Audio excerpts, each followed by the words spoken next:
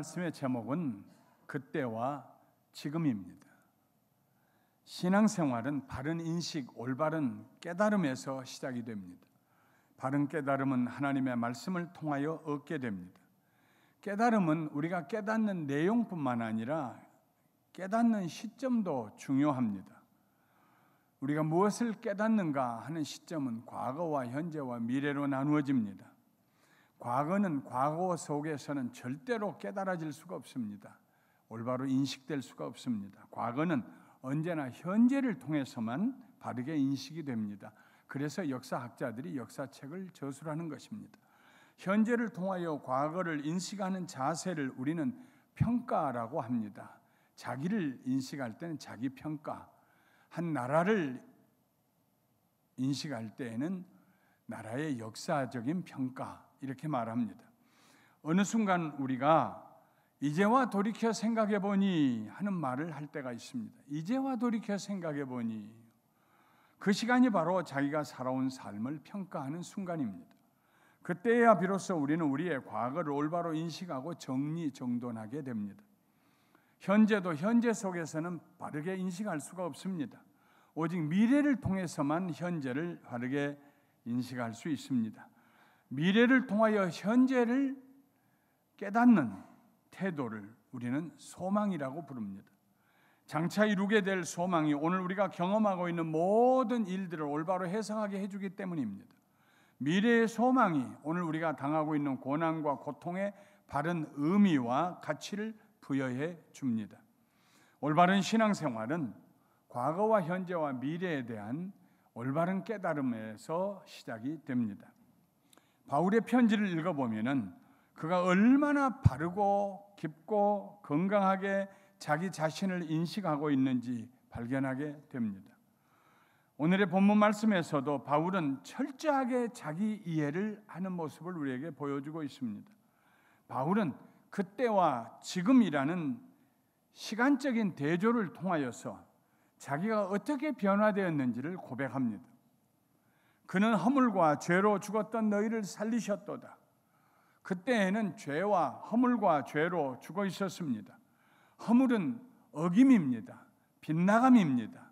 우리 조상 아담과 하와가 하나님의 명령을 어기고 빗나가서 선과 악을 알게 하는 나무의 열매를 따먹었습니다. 따먹지 말라고 했는데, 먹으면 죽으리라고 하셨는데 어깃장을 내고 가서 그 열매를 기어코 따먹었습니다.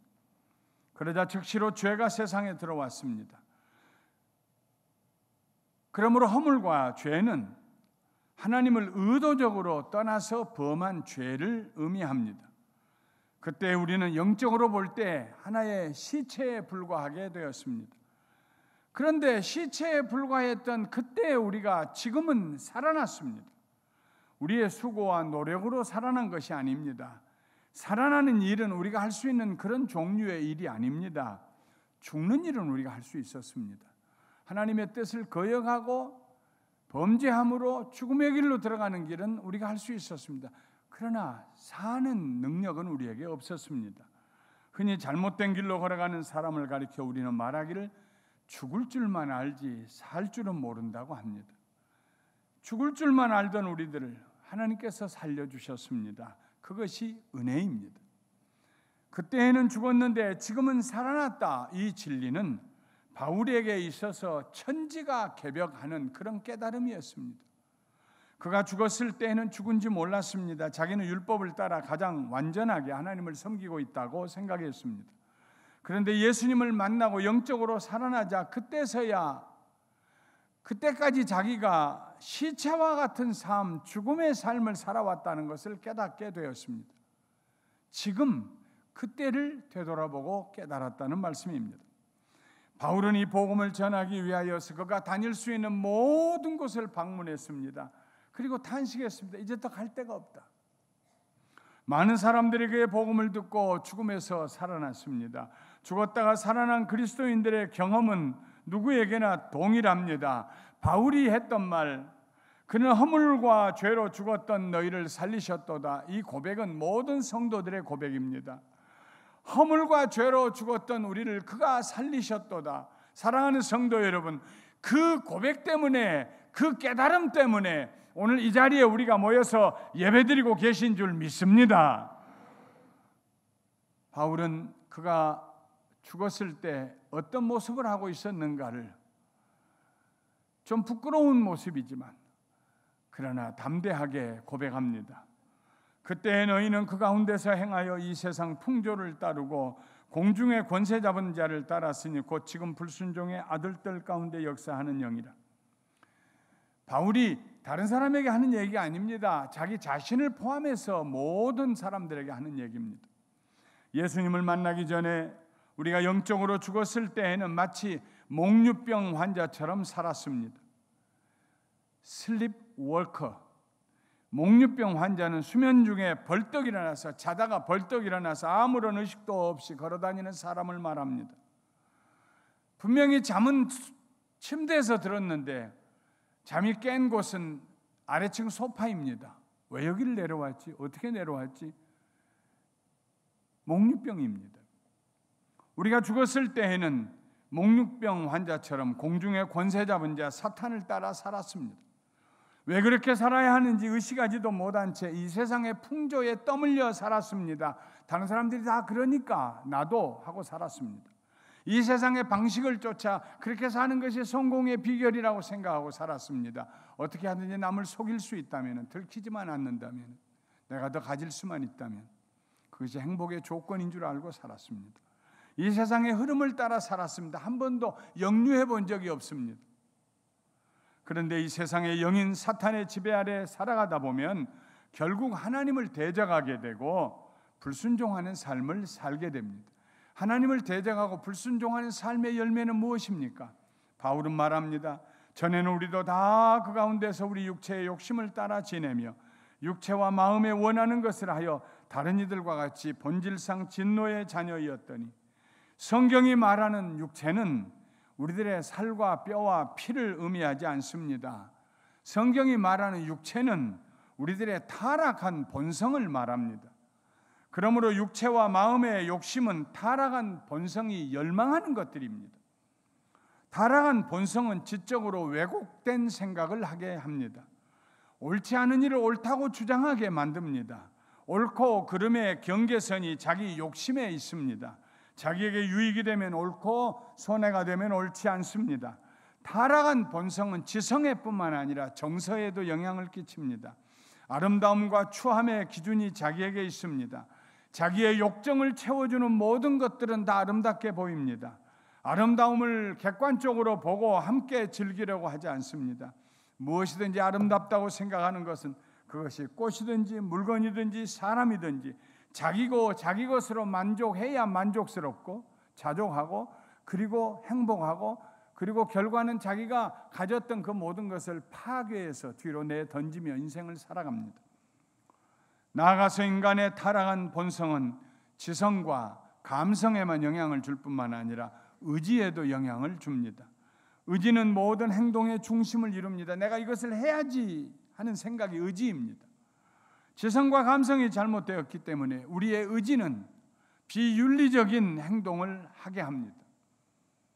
수치스러운 삶을 살게 합니다. 바울은 이렇게 삐뚤어진 인생, 타락한 본성을 따라 살아가는 인생에게 하나님의 진노가 임할 것이라고 했습니다. 본질상 진노의 자녀들이 되었기 때문입니다. 진노하심으로 그들을 심판하실 하나님 앞에 모든 사람들이 어느 날 벌거벗은 채로 서게 될 날이 올 것입니다. 하나님 앞에 서서 우리의 삶을 속속들이 들여다보시고 소소난간하게 아시는 하나님 앞에 우리 입으로 우리의 잘못된 삶을 이실 짓고 하는 날이 오게 될 것입니다. 성경은 그날을 심판의 날이라고 말합니다. 아무도 그 심판을 피할 수가 없습니다. 이와 같은 사실을 알면서도 홍수처럼 떠밀려가는 세상의 풍조에서 스스로 돌이켜 벗어날 사람이 이 세상에 아무도 없습니다. 아무도 없습니다. 아무도 없습니다. 그것이 인생의 비극입니다. 그런데 하나님께서 우리를 살려주셨다고 바울은 말합니다. 그것이 은혜입니다. 참으로 은혜입니다. 긍휼이 풍성하신 하나님이 우리를 사랑하신 그 큰 사랑을 인하여 허물로 죽은 우리를 그리스도와 함께 살리셨고, 너희는 은혜로 구원을 받은 것이라. 또 함께 일으키사 그리스도 예수 안에서 함께 하늘에 앉히시니 이는 그리스도 예수 안에서 우리에게 자비하심으로써 그 은혜의 지극히 풍성함을 오는 여러 세대에 나타내려 하심이니라. 허물로 죽었던 우리를 살리신 하나님의 사랑은 인간이 경험할 수 있는 인생의 가장 큰 기적입니다. 죽었던 자가 살아났습니다. 이보다 더 큰 기적이 어디 있습니까? 영원히 죽었던 우리를 하나님이 살려주셨습니다. 긍휼이 풍성하신 하나님이 우리를 사랑하신 그 큰 사랑을 인하여 우리를 살려주셨습니다. 하나님의 마음은 죄인들을 향한 긍휼하심으로 가득 차 있습니다. 죄인만 보시면은 불쌍히 여기십니다. 발걸음을 움직이실 수가 없습니다. 만일 우리가 하나님 왜 나를 다시 살리셨습니까? 하고 묻는다면 하나님께서 이렇게 대답하실 것입니다. 네가 허물과 죄로 죽어 있을 때 네가 불쌍해서 견딜 수가 없었다. 그래서 내가 너를 살렸다. 그 긍휼하심 때문에 하나님께서 그의 아들을 우리를 대신하여 십자가 못 박혀 죽으시도록 내놓으셨습니다. 예수님이 죽으심으로 우리가 살게 되었습니다. 그리스도를 죽게 하심으로 우리를 살려주셨습니다. 예수님께서 부활하여 걸어 나오신 그 무덤은 바로 우리가 옛날 죽었던 우리가 영적인 죽음으로부터 걸어 나온 무덤입니다. 우리는 하나님의 은혜로 구원을 받았습니다. 하나님의 긍휼히 여기심은 거기에서 끝나지 않았습니다. 죽었던 우리들을 예수님과 함께 일으키신 후에 우리를 그리스도 예수 안에서 그리스도와 함께 하늘에 앉혀 놓으셨습니다. 왜 그렇게 하셨을까요? 바울은 그 은혜의 지극히 풍성함을 오는 여러 세대에 나타내려 하심이라고 대답합니다. 세상 사람들이 우리를 보고 하나님의 은혜를 깨닫게 하시기 위해서 우리를 살리시고 일으키시고 그리고 하늘에 앉혀 놓으셨다는 말씀입니다. 저 사람 좀 봐. 저 사람 예수 믿더니 정말 변했네. 새 사람 됐어. 세상 사람들이 이렇게 말하는 순간 하나님의 강물 같은 은혜가 그 말하는 사람들의 영혼 속에, 가슴 속에 흘러들어가게 될 것입니다. 그들의 눈이 열리게 것이고 귀가 열릴 것입니다. 예수님을 만나게 될 것이고 복음을 듣게 될 것입니다. 기독교는 이 세상에 하나님의 은혜를 보여주는 거대한 창문입니다. 맑은 깨끗이 닦아 오점 하나 없는 흠이 없는 창문입니다. 그것이 교회가 이 세상에 존재하는 목적입니다. 그리스도인들에게 있어서 그때와 지금은 겨울과 여름만큼이나 차이가 있어야 합니다. 여름에는 우리가 아주 가벼운 옷을 입습니다. 겨울에는 두꺼운 옷을 입습니다. 우리의 인생에 예수님 알지 못하고 죄 가운데 죽어 있을 때는 우리는 모두 겨울과 같은 인생을 살았어요. 예수님을 알고 봄이 되고 꽃이 피고 열매를 맺어 가을과 같은 결실의 계절의 인생을 살아갑니다. 변화가 있어야 돼요. 차이가 있어야 돼요. 죽어서 냄새나는 상태로 무덤에 나흘 동안 묻혀있던 나사로가 걸어 나오는 것만큼이나 그 몸을 흰 배로 동인체로 걸어 나오는 것만큼이나 놀라운 변화가 있어야 합니다. 여러분, 나사로가 죽은 지 나흘 만에 무덤에서 자기 스스로 걸어 나올 때 그 모습을 보며 사람들이 얼마나 놀랐겠습니까? 상상해 보십시오. 기절초풍했을 것입니다. 이런 놀람의 변화가 그리스도인들에게 있어야 한다는 것입니다. 예수 믿고 난 다음에 그가 변화된 모습을 보고 사람들이 놀라서 서너 발짝은 뒤로 물러갈 만한 놀라운 변화가 그리스도인들에게 있어야 한다는 말씀입니다. 오늘날 기독교의 문제점은 그리스도인들의 삶에 변화가 없다는 데에 있습니다. 예수님을 믿고 난데 변화가 없어요. 똑같이 세상의 풍조를 쫓고 세상의 흐름을 따라가고 세상 사람과 똑같은 생각 가지고 살아갑니다. 기독교에서 변화를 빼버리면 생명력이 사라집니다. 그리스도인들에게서 변화를 빼버리면 우리가 예배드리는 목적과 의미가 사라집니다. 이 변화는 바로 거듭남입니다. 거듭났다고 말하면서 born again, 다시 태어났다고, 그리스도 안에서 거듭났다고 말하면서 그의 삶이 조금도 변화되지 않았다면 그는 변화된 사람, 그는 거듭난 사람이 아닙니다. 예수님은 니고데모에게 진실로 진실로 내게 이르노니 사람이 거듭나지 아니하면 하나님의 나라를 볼 수 없느니라고 말씀하셨습니다.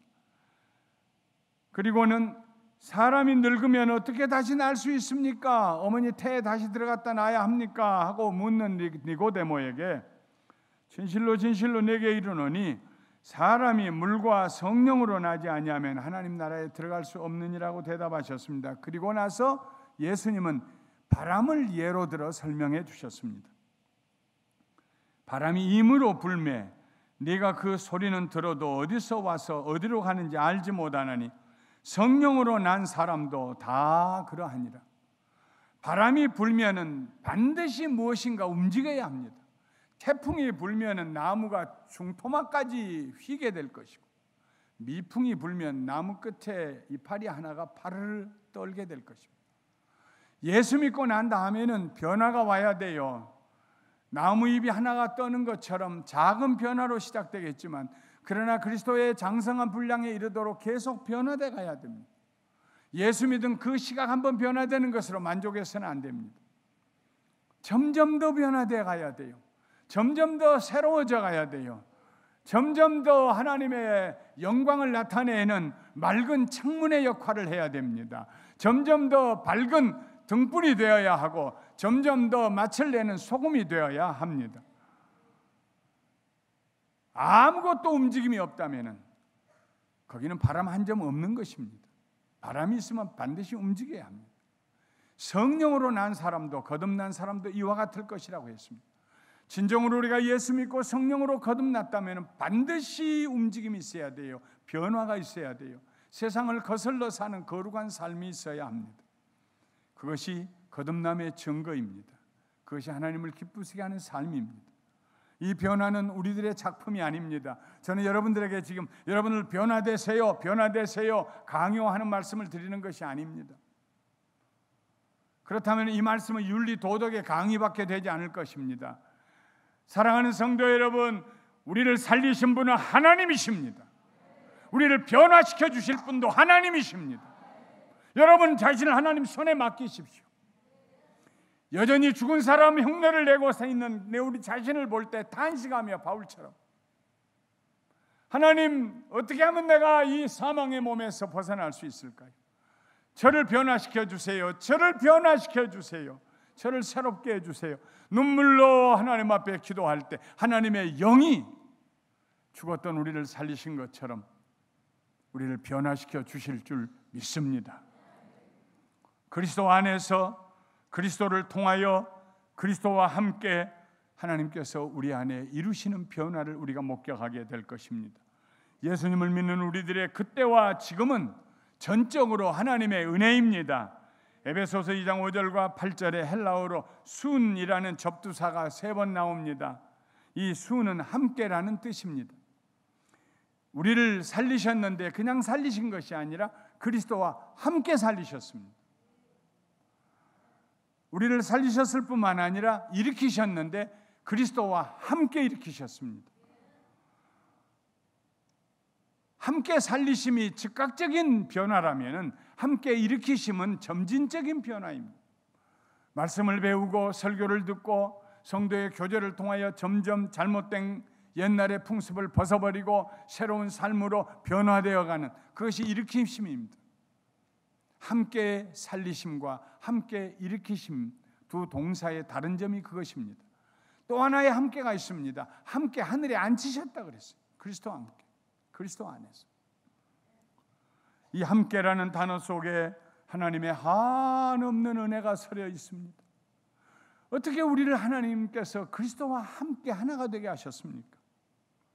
하나님께서 우리를 그리스도와 한 짝을 이루게 하셨습니다. 하나님께서 우리를 그리스도와 하나로 묶어주셨습니다. 그리고 우리로 하여금 그리스도와 함께 하늘나라에서 동일한 대우를 받게 해주셨습니다. 그리스도인들은 누구입니까? 그리스도와 함께하는 사람들입니다. 그리스도인이라는 말, 크리스토코스라는 말은 헬라어로 그리스도를 따르는 사람들입니다. 얼마나 가까이 밀접하게 옆에 따라가는지 나눌 수가 없어요. 그리스도를 믿는 사람들을 나눌 수가 없어요. 그래서 주변에 있는 사람들이 그들을 가리켜 크리스토코스, 그리스도를 믿는 사람들이라고 불렀습니다. 왜 하나님께서 우리를 그리스도와 함께 하나가 되게 하셨을까요?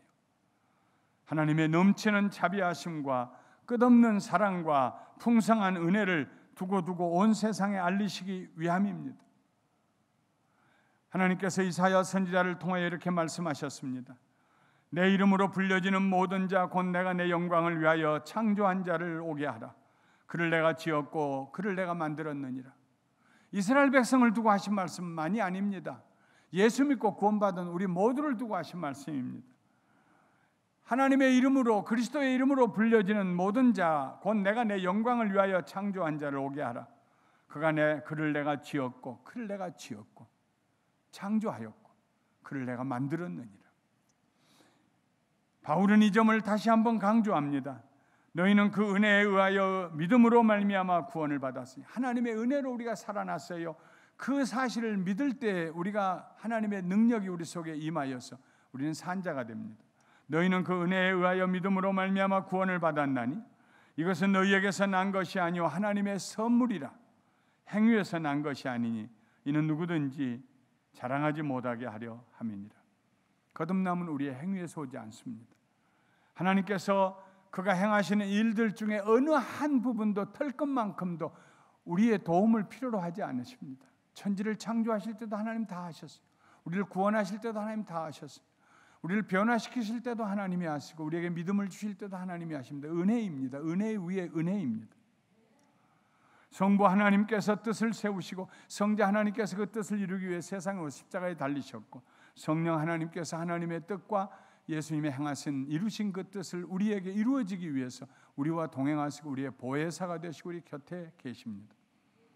우리로 하여금 자랑하지 못하게 하시려고. 왜냐하면 자랑은 교만으로 우리를 인도하고 교만은 하나님 앞에 가장 큰 범죄가 되기 때문에 하나님께서 혼자서 우리를 살리셨습니다. 오직 하나님 혼자서 우리를 구원하셨다는 그 사실이 은혜입니다. 우리의 구원에 관한 한 은혜가 아닌 것이 하나도 없습니다. 우리는 모두 하나님께서 그의 은혜로 만드신 작품입니다. 우리는 그의 만드신 바라, 우리는 그가 만드신 바라 그리스도 예수 안에서 선한 일을 위하여 지으심을 받은 자니 이 일은 하나님이 전에 예비하사 우리로 그 가운데서 행하게 하려 하심이니라. 우리는 그가 만드신 바라. We are His workmanship. 하나님이 만드신 작품입니다. 만드셨다는 이 단어는 창세기 1장에 나오는 지으셨다는 창조의 단어와 연결이 됩니다. 창세기에 하나님이 창조하셨다, 지으셨다, 만드셨다라는 단어, 오직 하나님만이 사용한 하나님께만 부여되는 동사, 그게 바라라고 하는 히브리어인데, 이 바라라고 하는 히브리어가 신약 성경에서 16번이나 크티조라고 하는 만드셨다 하는 말로 번역이 됩니다. 그는 우리를 만드셨다. 우리는 그가 만드신 바다. 우리를 창조하시고 천지를 창조하셨던 그 하나님의 능력으로 우리를 죽음에서 살아나게 하시고 거듭나게 하시고 재창조하여 주셨습니다. 왜 그러셨을까요? 하나님의 선하심을 우리로 하여금 하게 하기 위해서, 우리로 하여금 선한 삶을 살기 위해서, 우리로 하여금 세상에 선한 모범을 보이게 하기 위해서 그렇게 하셨다는 말씀입니다. 하나님의 계획은 우리가 예수 그리스도 안에서 선한 일을 하는 것입니다. 바울의 표현을 빌리면 장세 전부터 하나님께서 이 계획을 세워놓고 계셨습니다. 그리고 때가 되자 아들을 보내서 우리를 구원하시고 하나님의 선을 세상에 보여주시는, 선을 행하는 하나님의 자녀들을 만들어 주셨습니다. 그리스도인들은 그때와 지금이 분명히 다른 삶을 사는 사람들입니다. 그때는 허물과 죄로 죽었으나 지금은 그리스도와 함께 살았습니다. 이제는 삶의 방식과 목적이 그때와 다릅니다. 그때는 공중 권세 잡은 사탄의 통제 아래 살며 타락한 본성이 원하는 대로 살았습니다. 그러나 지금은 성령의 다스림 아래 살며 하나님을 기쁘시게 하는 일을 찾아 살아갑니다. 우리들은 무슨 일을 하든지 우리 자신에게 진지하게 질문해야 합니다. 왜 내가 이 일을 해야 되는가? 왜 내가 이렇게 참고 견뎌야 하는가? 왜 내가 이 무거운 짐을 짊어져야 하는가? 왜 내가 살아야 되는가? 그때마다 우리는 똑같은 대답을 할 수 있어야 합니다. 하나님의 영광을 위해서 나는 그렇게 살아야 한다. 이 일은 하나님께서 기뻐하시는 일이기 때문에 내가 해야 한다. 하나님의 자비하심을 세상에 보여주기 위해서 나는 견디고 참아야 한다. 나는 하나님의 사랑을 세상에 보여주기 위해서 이 짐을 짊어져야 한다. 우리들의 삶의 목적은 하나님의 영광을 세상에 나타내는 것입니다. 사람들이 우리를 통해서 하나님의 영광을 보게 하는 것입니다. 우리는 세상을 향하여서 펼쳐진 광대한 창문입니다. 그 창문이 때가 끼고 더러워지면 사람들이 밖에서 안을 들여다볼 수가 없어요. 주여 나를 정결케 해주세요. 내 죄를 용서하여 주세요. 성령님이 오셔서 성령의 능력으로 저를 정결하게 하시고 깨끗하게 하여 주시옵소서. 내 삶을 통하여서 세상 사람들이 하나님의 은혜를, 하나님의 영광을 보게 해 주세요. 우리는 기도해야 합니다. 왜냐하면 우리는 끊임없이 옛날로 돌아가려고 하는 그런 본성을 아직도 가지고 있기 때문입니다. 예배드릴 때마다, 기도할 때마다, 찬송할 때마다, 말씀을 읽을 때마다 주여 오늘도 저를 정결케 하여 주시옵소서. 그리스도인들에게 있어서 그때와 지금은 우주적인 차이를 의미합니다. 이 차이점을 깨달은 그리스도인들은 단순한 생각을 가지고 단순하게 인생을 살아갑니다. 그 단순한 생각은 나는 그리스도와 함께 가리라 하는 생각입니다. 나는 예수님과 함께 가리라. 나는 오늘도 예수님과 함께 하루를 시작하리라. 나는 예수님과 함께 이 일을 하리라. 나는 예수님과 함께 이 일을 견뎌내리라. 나는 예수님과 함께 결국은 의의 열매를 거두리라. 예수님과 함께 가리라. 사랑하는 성도 여러분, 이번 주간에도 그리고 다가오는 모든 날들 그리스도와 함께, 오직 예수 그리스도와 함께 걸어가시기를 주님의 이름으로 축원합니다. 축원합니다.